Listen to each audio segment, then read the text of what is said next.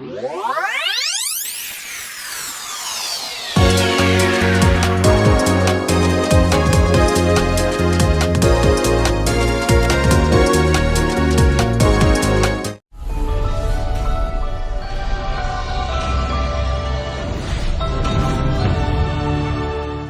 pinakamay inatabalita ngayong araw ng linggo.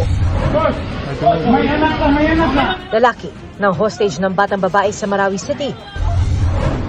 Dashka na nakahagip umano sa huling sandali ni dating DPWH Undersecretary Catalina Cabral sa Cannon Road, iniimbestigahan ng NBI.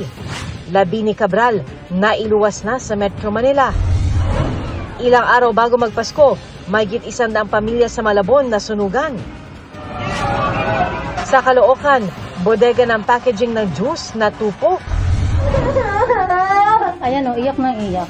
Estudyante, hollow block at blouse ang natanggap sa exchange gift. Kanyang ina, nagreklamo. Kung ang Pasko ay para sa mga bata, diwa ng Pasko, dama pa ba ng mga 30 pataas? At ang Christmas at New Year plans ng ilang kapuso.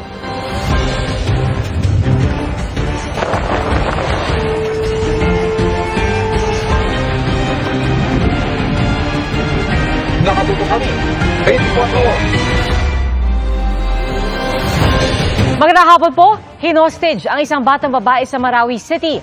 Pirasok daw ng suspect ang bahay ng biktima at doon din kinuha ang patalim na nakasugat sa mukha ng bata. Ang suspect napatay ng rumespondeng pulis. Babala po mga kapuso, sensitibo po ang balitang ito na tinutukan ni James Paulo Yap ng GMA Regional TV. Boss! May anak ka!